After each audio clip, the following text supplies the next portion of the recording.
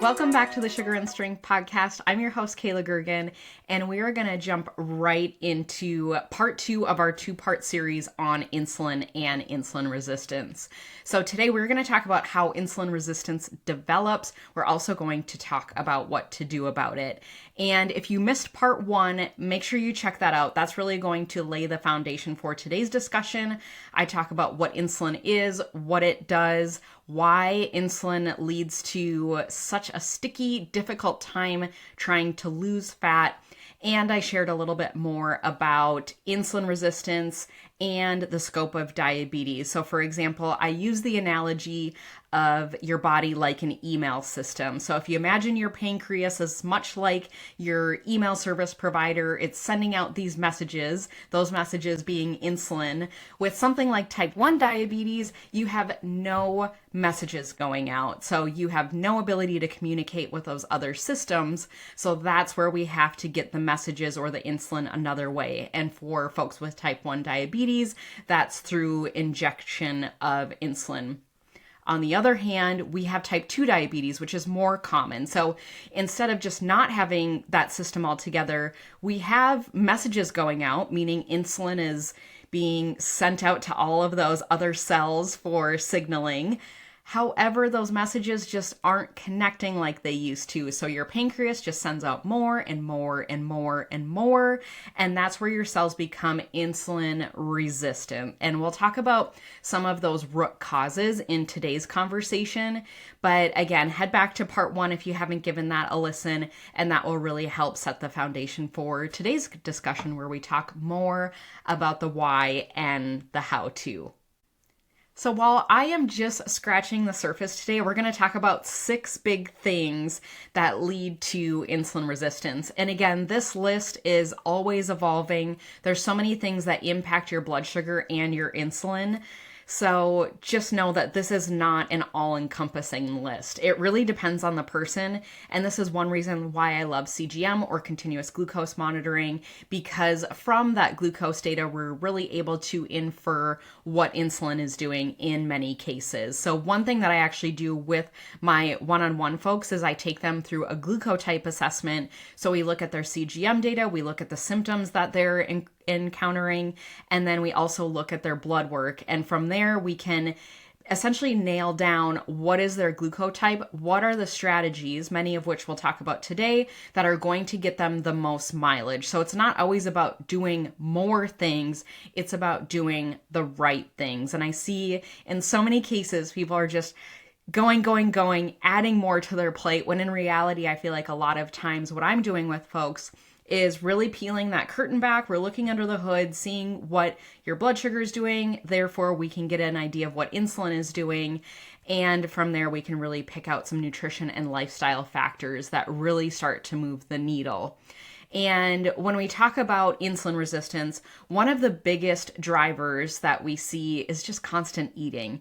And specifically, looking at things like carbohydrates or just highly processed foods, frequent snacking. So when you're in a chronic energy surplus, again, whether that's from frequent snacking, ultra processed foods, just really refined carbohydrates, things that are spiking your blood sugar, that is going to bring that insulin up as well. And when your insulin and your blood sugar is going up and down and up and down and up and down all day, you tend to find that your energy and your mood tend to follow that trend. And then also weight loss, and specifically fat loss, can be really, really difficult along the way. So I will say, from a nutrition standpoint, we, unfortunately, our standard American diet, appropriately nicknamed SAD, is very heavy on a lot of ultra processed convenience foods. And for some reason, we think it's such a bad thing to spend time in the kitchen and prepare good whole foods. So that is one way just to help counter. So a little bit of a spoiler is just really looking at, what am I eating? Am I eating more ultra processed foods? So things that were probably some sort of powder or paste and, repackaged into a box or a wrapper, versus, looking at more whole real foods. Those things are going to have a lot of roughage to them. And for those that have had bariatric surgery, one term that I love that's used a lot is talking about things like slider foods. So these are foods that sit on your tongue and they tend to dissolve without you even having to chew, for example. So if you think of chips and crackers, you're putting something like that on your tongue, your salivary amylase or some of those digestive enzymes in your mouth start to do their work, and a lot of those will dissolve. So you imagine by the time they get to your stomach, it's already halfway or maybe all the way broken down. Whereas if you take a piece of chicken breast or if you take a piece of broccoli, you put that on your tongue, you could come back 4 hours later and that is probably still going to be sitting there and very unpleasant. So there's a lot of density and roughage to things like real food, whole food, proteins, and vegetables, for example. So that contrasts things. Are you eating more of those slider foods where you're putting them on your tongue and they're just dissolving on their own? Those aren't going to leave you satisfied very long. They're probably going to wreck your blood sugar versus more of those whole foods that have more roughage and they take a lot more time to digest, but not to mention just being that they move slower through your system. They also have a ton of benefits just on managing your appetite through multiple hormone cascades as well. To summarize, one of the number one drivers from a dietary standpoint in terms of insulin resistance is constant snacking, specifically if those things are very highly processed carbohydrates or sugary things. And I should also mention beverages in this too. I will say that getting your calories from liquids is probably one of the number one ways that you can really drive insulin resistance. So think about sugary coffee drinks or soft drinks that are sweetened with real sugar. Diet sodas are a whole nother category, but anytime that you're getting things like juice, sugary coffee, pop, sweetened iced tea, anything in that is just going to, again, wreck your blood sugar. When your blood sugar jumps, thinking back to, again, episode number 1, or I should say part 1 of this series, is when your blood sugar jumps, insulin follows. So you get on that blood sugar roller coaster really, really quickly. So ultimately, those highly processed, refined carbohydrates and sugars can really wreak havoc and lead to insulin resistance. Moving on to number 2, another huge driver of insulin resistance is low muscle mass. So a lot of times we want to focus on things like carrying extra fat, and we don't always address the big elephant in the room, which is muscle. And your muscle is really your largest glucose disposal site, meaning the more muscle you have, the better that you're able to manage your blood sugar. I like to think of your muscle as a sponge for circulating glucose. So say, for example, we have 2 different individuals. Say one person is 150 pounds. They're very muscular. They have very low body fat compared to another person. We'll call them person number 2. They are also 150 pounds, but let's say they're 50% body fat. So they have a high percentage of body fat, low muscle tone. Those 2 individuals are going to handle carbohydrates much, much differently. So person number 1 with that bigger muscle tone, we're probably for sake of visuals, if we're imagining it on a CGM, they're probably going to see a nice little gentle bump on their CGM and maybe even out a little bit. Versus person number 2, we tend to see a big spike and a drop. Sometimes that results in reactive hypoglycemia and has a whole bunch of unpleasant symptoms that go with that. So when you're hypoglycemic 1 to 3 hours after eating, that can oftentimes bring up symptoms like feeling shaky or tired or feeling like you're going to faint, intense hunger. Some people get really hot or sweaty or feel like they're going to throw up. And that is one sign that you're just maybe not handling carbohydrates the best. So I see the big trigger for that is, again, thinking back to number 2, we're having those highly refined carbohydrates, especially if they are by themselves. On top of just having low muscle tone, not moving. So a sedentary lifestyle is really going to impact how you're managing your glucose levels, because one way to get around using insulin is contracting those muscles. And I briefly talked about this in part 1, where if you have a lot of glucose in circulation, meaning likely your insulin is high as well, but maybe it's just not connecting like it used to. Again, you have those messages that are there, but there's a spam filter or something something just blocking them from getting to the department that they need. One way to bypass that is movement. So we have with movement what's called insulin dependent glucose uptake. So basically, aside from insulin, we're able to get glucose into the cells just by contracting those muscles. And that doesn't have to be anything crazy. This is why you might hear people recommending that you go for a walk after a meal, or maybe that looks like a ruck if you're adding some weight to your walk.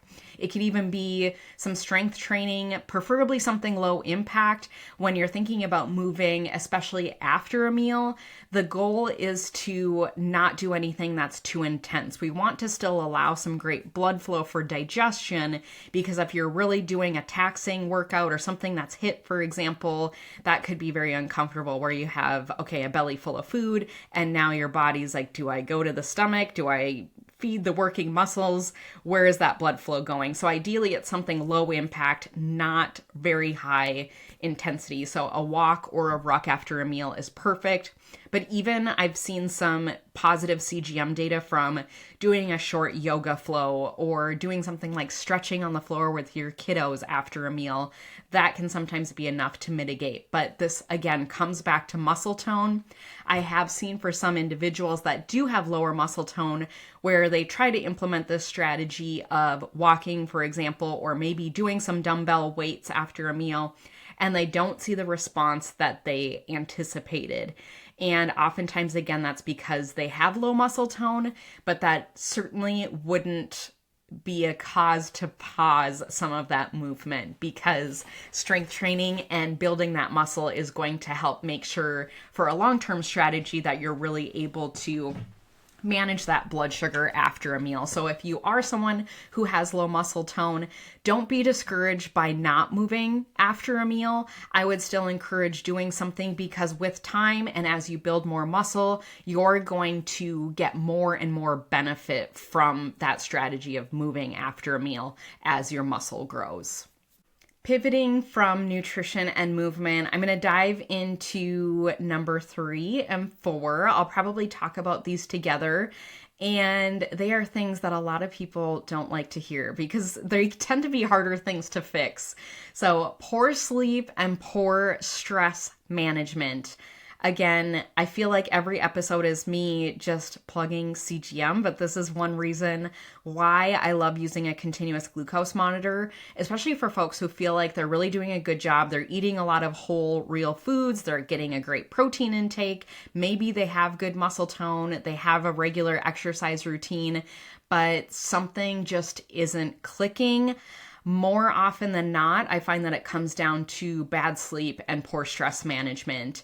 And these two things independently will wreak havoc on your blood sugar. So what we know, even from the research and folks who've had bariatric surgery, for example, we can see how not getting good sleep can actually counter some of those hormonal benefits of surgery. So when you're not getting great sleep, oftentimes those hunger hormones are a lot higher.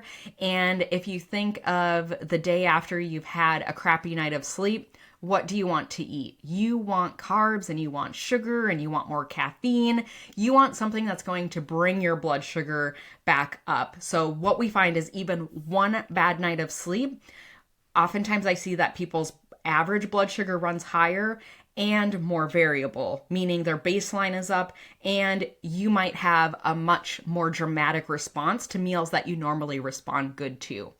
And I've seen this in my data personally. I see it all the time. Even in higher protein, lower carb meals, even like protein shakes and protein drinks that I really respond well to, if I sleep like crap, I often see that I run 20 to 30% higher in my blood sugar. And again, it's not like we're reaching for broccoli and chicken. I know that's one food example that keeps coming up today, but there's a lot of healthy food choices out there besides just chicken and broccoli. And I will list my free grocery list below. So if you are new to me, or maybe you don't already have it, my foods to favor list basically maps out the macros. It's a nice printable PDF that you can print out and hang it on your fridge, save it to your phone. And that is a great blood sugar friendly resource that focuses or emphasizes a lot of those whole real foods. On top of that, when we're not getting great sleep, we're not very resilient to stress. So I see that sleep and stress really tend to feed into each other. When you're feeling stressed, then maybe you're not sleeping. And then maybe when you're not sleeping, you're feeling more stressed. And it can be really easy to run yourself ragged. And I find a lot of people, when they even look insulin resistance within a meal, it could be a few hour span if it's, for example, around a stressful meeting, or it could be the span of a few days or a few weeks. I'm thinking about one individual in particular. She has been really working hard on her family environment, which has been very stressful. And what's interesting is she actually did some house sitting, and she was away from her normal kind of crazy, chaotic family routine. And we dramatically saw her blood sugar, specifically her baseline blood sugar, come down quite a lot. I'm talking maybe 10, 15, 20 points. Her average came down just from being removed from her family environment. So I know that's not always encouraging to get that data, because you're like, what can I do? Divorce my family? But when you get data like that, I understand how, now that we know the big driver of insulin resistance, what do we do about it? And unlike calories or protein, which are things that we can count, stress can be a lot more difficult to quantify. And a lot of the people that I work with, they're in helping professions, they're busy parents, they're taking care of everyone else but themselves. So it can be very, very challenging to take a step back. But what is helpful is when we have solidified data from CGM going, okay, this is your baseline data when you're at home. This is your baseline data when you're away from home. Or I've seen it in certain professions too. I'm thinking about one teacher in particular. We saw that her average glucose ran about 10 to 15 points higher during the school year versus the summer. So just knowing things like that, I feel it can be really helpful for building that toolbox and at least being able to plan for it. Because ultimately, when you're not managing sleep or you're not managing stress, you can become diabetic really quick, whether that's for a few hour span, again, with something acute like a stressful meeting, or it can be more chronic where we're seeing this over days and weeks. But the good news is that it is something that you can change. It just can be a little bit tricky because, again, I get that discomfort of having to prioritize yourself first. Moving into number 5, another big piece of the puzzle when it comes to insulin resistance, specifically for women, is shifts in hormones. And there's an article I've shared a few times. I will link that below. It is from Marie Claire Haver, and it is about how menopause, for example, is essentially a metabolic shift. So it talks about how declining estrogen can impact insulin and how menopause, yes, it is this big shift, but it's more of a metabolic shift, and blood sugar management and insulin is a big piece of that. We hear a lot about bone density, which is also important around menopause. Another plug here to Rook, which can help counter the effects of that. But with some of those shifts around menopause, we really see some of those fluctuations with, again, blood sugar and insulin resistance. The good news is that it can be something that can be fixed, but a lot of times it's probably going to take a new strategy. Going back to Weight Watchers or doing Noom for the 1000th time is not going to fix your issues. If you're only looking at calories or if you're only counting grams of protein, you're going to have to change your strategies, especially if you're in that perimenopausal window. You might have to look at like the number 3 and 4 that I mentioned. We're going to have to look at things like sleep. And if, hot flashes are a part of that picture, that is where we can talk about different strategies to mitigate that. And if we can get your sleep on, then chances are snacking is going to be better. You'll be better able to handle stress. So again, it takes a very individualized approach to see which one of these levers is going to make that most impact. And thinking about women in particular as well, thinking a lot of the women that I work with, they maybe have PCOS or polycystic ovarian syndrome, and oftentimes insulin resistance likes to run with that. So we are looking very much at things like blood sugar. Depending on the person, it might look like doing some big dietary shifts, but in many cases, I like to look at that whole person and really see where can we move the needle the most. Again, it's not doing more things, it's about really diving in and doing the right things.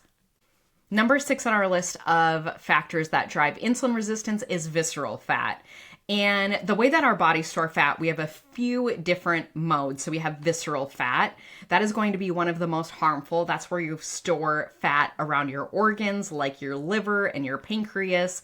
And it's in that viscera, or that internal lining of your intestines, for example. And then we have subcutaneous fat. That's going to be the unpleasant looking fat that you probably spot every time you look in the mirror. That's going to be the stuff that hangs under your arms, or the kind of outside belly fat. Maybe it's on your butt or your thighs, wherever you tend to store fat.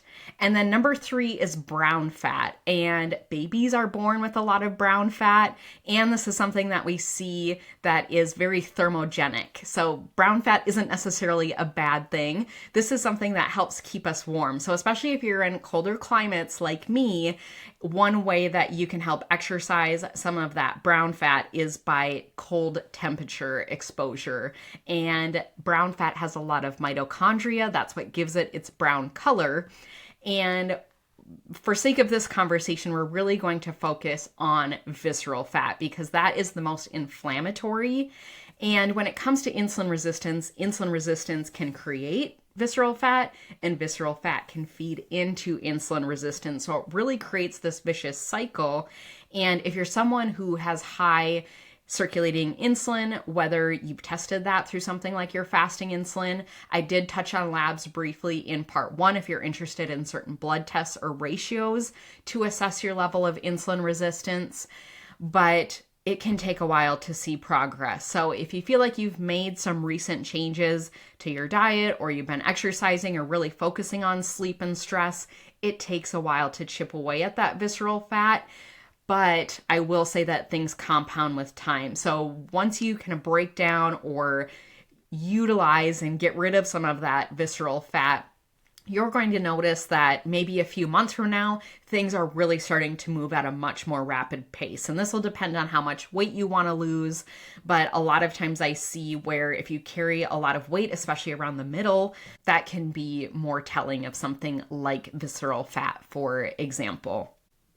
To summarize, visceral fat is going to be the most harmful compared to subcutaneous or brown fat, and it can take a little bit to get into that. So I see oftentimes where people are making all of the right changes. It can be really frustrating if you don't see something like the scale going down, but just know that your hard work is being put to good use, and it can be helpful to do something like a DEXA or a in-body scan. Oftentimes nowadays they will have some sort of visceral fat score on there, and that can just let you know that you're working on the right things and seeing progress that's going in the right direction. That wraps up our section on some of the big drivers of insulin resistance. If you're looking for other signs or symptoms that you have insulin resistance, in part 1, I mentioned getting your fasting insulin checked. I also talked about the triglyceride to HDL ratio. But some other things that you might see either on your person or in your lab work, low HDL, so that is like your good cholesterol. You might also see rising triglycerides, so this is usually included on that lipid panel where you're seeing your cholesterol, for example. And oftentimes I'm looking at triglycerides before I even look at someone's cholesterol. That can really tell me what somebody's diet is looking like. So for example, if I see that those triglycerides are trending up, I usually can assume with pretty good accuracy that diet quality, or that there's been a big shift of maybe doing more of those highly processed foods, less whole foods, less fiber, things like that. High blood pressure is another one. So I briefly mentioned this in part 1, how higher insulin can often lead to higher blood pressure. So it's not always salt that's the bad guy. Oftentimes, high blood pressure is also running with insulin resistance. Some other physical signs of insulin resistance is thickening or darkening of the skin. So specifically in the armpit area or the back of the neck. And now that we're hopefully getting into warmer weather sometime soon, when people start to wear less clothes, this is something that I even see out in public all the time. I'll see kind of that darkening on the back of the neck or the elbows, the armpits, and skin tags is another one. Those are some visual outside signs that you likely have some insulin resistance on board. Abdominal weight gain is another one. So especially if you have more of that, say, apple shape, if you really carry your weight up top, or have something like what we would call a beer belly, for example, that would probably indicate that you've got some visceral fat, you've got some insulin resistance. And just being that I brought up a beer belly, one thing that I didn't mention in the 6 drivers that is a really, really huge driver of something like insulin resistance and visceral fat is alcohol intake. And that's probably a conversation for a whole nother day, but just excessive alcohol intake can really wreak havoc on your liver. Your liver starts to store a lot of quick energy to help process things nearby, and that can feed into, again, that vicious cycle of visceral fat and insulin resistance. A couple other things are just constant cravings, especially if you find that you have lots of sugar cravings, or specifically if you are craving carbohydrates a lot. If you can't make it for more than 2 to 3 hours without eating, that tells me that someone probably has some poor metabolic flexibility. And again, we'll talk about ways to improve that along with insulin resistance. And one last one I'll bring up, but I take with a grain of salt, is when we see that A1C creeping up. Oftentimes insulin is changing way before glucose is. So if I see somebody's A1C creeping up, it drives me crazy when I see physicians go, oh, well, just keep an eye on it, because that's really the best time to make changes. And if you see that A1C creeping up, or you're fasting glucose in some of those labs, you can just assume that you've already have a base of some sort of maybe mild insulin resistance, because insulin is always going to change before glucose does. So unfortunately, today's system is a very glucose centric. When we're looking at diabetes or things like insulin resistance, we're looking at glucose and we're not looking at insulin. So it can be really helpful to get something like a fasting insulin checked, and that will help give you a good measure or baseline of where you're at. And A1C doesn't always tell the whole story, because I see a lot of folks who have a quote unquote normal A1C. However, they have a lot of high highs and they have a lot of low lows, which ends up looking like a nice average. However, they feel like crap. Their energy is all over the map. They have tons of cravings. They can't lose weight. And once we put a CGM on them, we can see really, really quickly why they're feeling so awful. So even though they have a normal A1C, which is essentially an average 3-month marker of your blood sugar, we see on a CGM much more quickly what some of those trends are, and that can be much more helpful, useful data. Transitioning to the back half of this episode, we first talked about the why. Why does insulin resistance develop? Now we're going to talk about the how-to, because the good news is that insulin resistance, it's not a life sentence. This is where you have agency to really make some changes. So how do we improve insulin resistance? One of the number one strategies that you can do is build muscle. And if you remember back to some of the big drivers, I believe I had this listed as number 2, is low muscle tone. By building up that muscle, you can really create this flexibility and this reserve for glucose. So again, think of muscles like a sponge for circulating glucose. If we're able to manage glucose, we are therefore able to manage insulin much better. And when we talk about different types of movement, for example, it could be strength training to help build muscle. It could be cardio after a meal to help bring down that blood sugar and thus that insulin need. However works for you, any movement is better than none. And this is really where I like to exercise that, no pun intended. This is where I really like to exercise that something is better than nothing, because I see a lot of folks get stuck in that all or nothing cycle when it comes to working out. They're like, okay, I didn't get my hour-long gym session in, so I'm just going to do nothing. I'll start tomorrow, where I like to think about as a good, better, best. So I talk about in my book, Ruck Fit, a good, better, best system. So one example I give is, say, for example, getting steps in. Maybe a good day is a walk around the block. Maybe a better day is getting 5,000 steps. And then maybe a best day is those days that you really want to push yourself, and that's 10,000 steps or more. So thinking about a good, better, best system versus all or nothing, I feel like it helps really get ahead of the game. It offers some more flexibility versus getting caught in that all or nothing trap, or, oh, I missed a day, so now I'm just going to give up and throw all the chips in. Number 2, reducing ultra-processed foods, specifically ultra-processed carbs or sugary foods. Thinking back to the analogy, the slider foods versus the whole foods. So instead of reaching for something that's not going to keep you full long, something that's going to spike your blood sugar and crash, really emphasizing whole foods, so fiber, protein, healthy fats. This doesn't mean less food, so I just want to be really clear that we're focusing on quality and not quantity here. So again, if you don't already have my grocery list, I'm going to link that free resource below. And I do have a little mini email series on there that will kind of walk you through that list and help you map your plate out for you. And I'll reiterate it here, talking about foods, but then also beverages too. So if you are drinking a 6-pack of Mountain Dew a day, this is why we see people who give up soda or pop, whatever you call it in your region. This is why we see people drop weight really quickly when they give up soda, for example. If you are one to drink soda, or again, sugary coffee drinks, sweetened iced tea, anything that's coming in liquid form, especially when you're sipping on that over the course of the day or the morning, that's going to keep your blood sugar consistently high, which again means that insulin need is pulled up. And when insulin is constantly in circulation, this is where it gets really, really difficult to try and lose weight, specifically lose fat. Again, check out part 1 if you haven't already, where I dive a little bit deeper into why insulin makes fat loss so difficult. And number 3 on my list for battling insulin resistance is sleep. So aim for 7 to 9 hours a night. A consistent schedule is going to be a really great way to help stay in a rhythm as well. Limiting screen time before bed, cleaning up that sleep hygiene. Maybe it involves kicking your pets out of the bed. I know I'm not heartless, but I understand the difficulty or the emotional attachments we have with our pets and how they can really disrupt our sleep. So whatever that looks like for you, if you can get that 7 to 9 hours a night, preferably on a consistent schedule, maybe you're trying to wake up and go to sleep within a 1-hour window is usually pretty good for most people.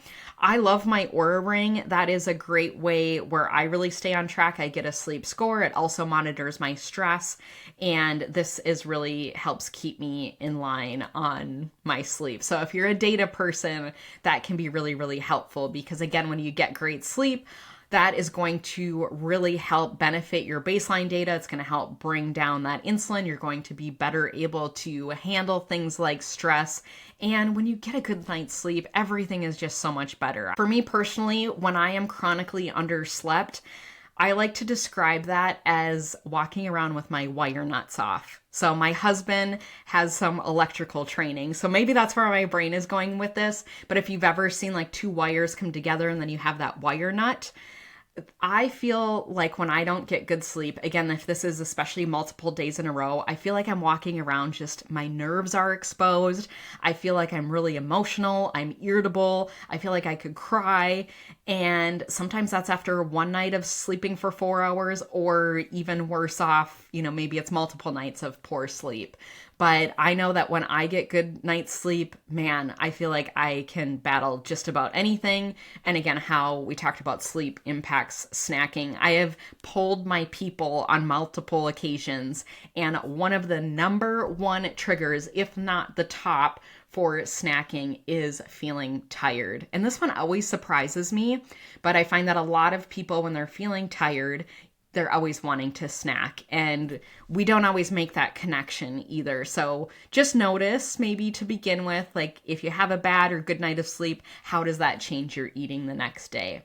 To summarize, my top 3 tips for you in terms of insulin resistance is number 1, building muscle. Number 2, limiting those processed foods, swapping those out with more whole, real foods.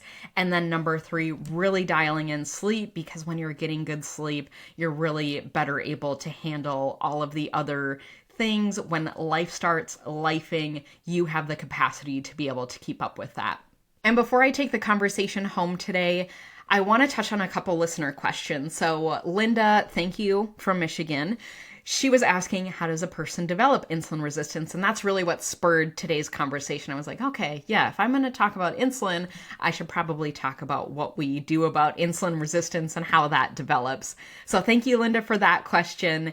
And then I had another fabulous question from Jay from Instagram. And they were asking, what is your take on intermittent fasting for insulin resistance? And I actually think that intermittent fasting can be a really excellent tool when used properly. So if you followed me for a while, I used to share quite a bit about intermittent fasting, but then I think through practice, I could really see the two sides of this coin. So I think for some folks, it works really good. For others, not so good. So I think if you use it right, it can be a helpful tool. When I'm talking about intermittent fasting with somebody is making sure that we're not making that window too narrow. This is one of the number one mistakes that I see is someone going from their usual eating schedule and now they're trying to get all of their food in an 8-hour window, and protein intake always comes first. So whatever your eating window is, you've got to be able to hit that goal. If you're not able to even hit your protein goal within a 12-hour window now, then intermittent fasting is out for you until you can get that protein goal up and until you can really get your stress under control as well, because fasting is like another stressor on the body. Those are going to be two big factors where I'm really pushing somebody the other way and saying, no, I don't think intermittent fasting is a good tool for you right now. When I do see it used appropriately is when somebody picks an eating window. Let's say, for example, 7 to 7. So somebody is starting eating around 7 a.m. They're wrapping up by 7 p.m. That ideally is allowing them to eat several meals throughout that time period, ideally with protein spaced throughout the day.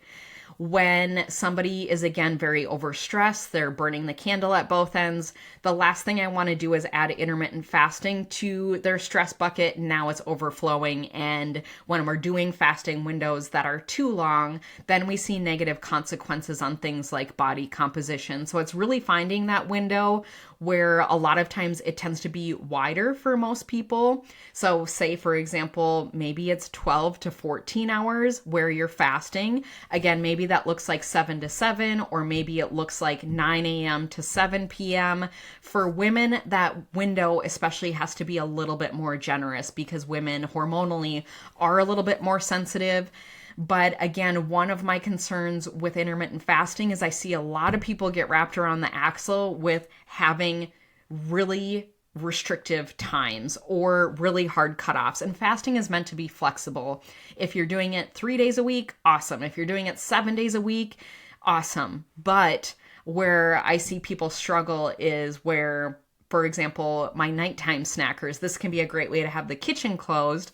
However, I see some people who say, for example, they're going to stop eating by 7 p.m. and they're worried like, oh my gosh, what if I'm hungry at 9? I'm going to overeat now so that way I don't have to worry about it later. So there's certainly some mindset components to this here.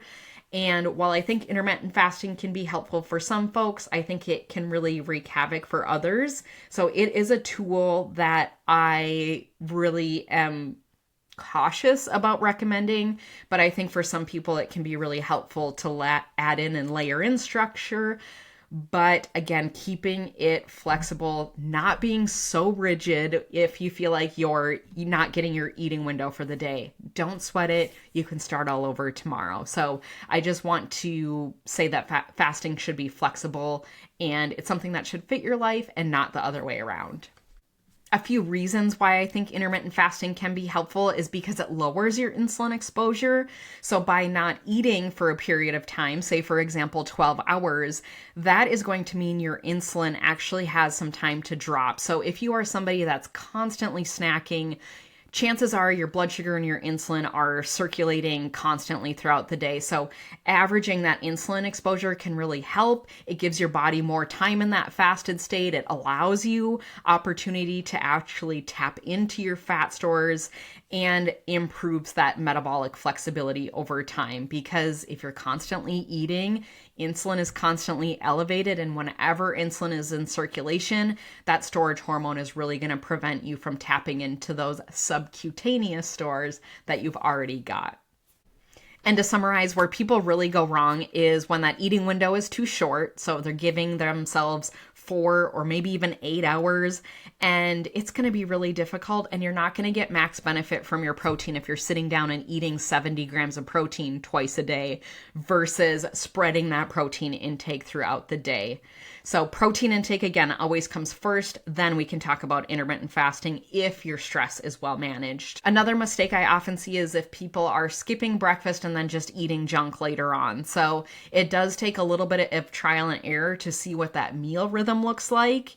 And lastly, the stress bucket. We just have to look at that balance of, are you getting good sleep and managing your stress before fasting even becomes a part of that picture? Otherwise, I won't even suggest it. So there you go with intermittent fasting. I think it can be helpful for some folks, hurtful for others. It really takes a keen eye to maybe see what direction that one would go for you.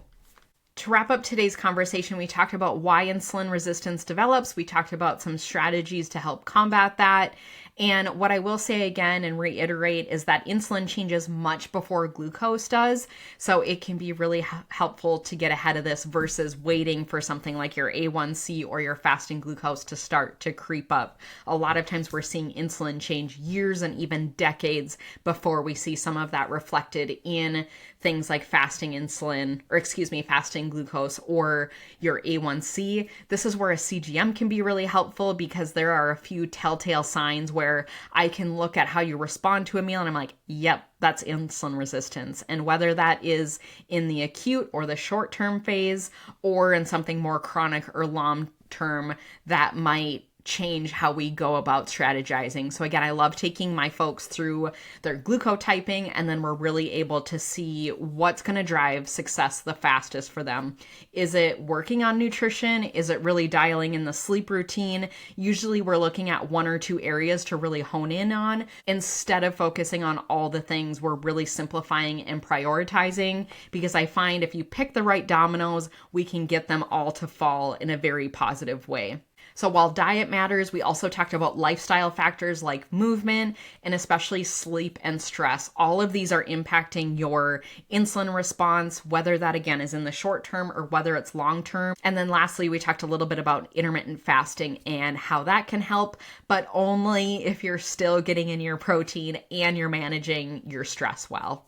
If you're curious about whether or not you might have insulin resistance or some of those signs, then I'll invite you to take my free metabolic assessment. I have that linked in the show notes below. But this is like a little mini glucotype assessment. So it gives you a little bit of a taste of what I bring my one-on-one clients. I respond to every single one of them with personalized feedback, but it goes through some of the symptoms that we talked about today. I ask you a little bit about nutrition and lifestyle. This survey takes no more than 5 minutes to fill out. Again, if anything, at a minimum, you're getting a little bit of free personalized feedback from me. So take 5 minutes, fill that out. You'll hear from me, and I'm happy to share more. I do have a question that asks whether or not you're interested in something like coaching. If you're not, no big deal. If you are, I'm happy to share more about that. Otherwise, if you want to work together one-on-one, I will also invite you to apply for one-on-one coaching below. And I have some exciting news coming up on our next episode. I'm going to be hosting our first guest episode. So I don't want to spoil, but I just want to tease. We will be talking a lot about CGM on this upcoming episode. And this is a colleague and somebody that I just admire so much. So I'm really looking forward to the next episode. We're going to be diving into CGM, and we're going to be talking about writing books, because this is something we've both done now. So you won't want to miss our very special guest that will be coming on the next one. Until then, keep calm and carry on, and I'll see you on the next one.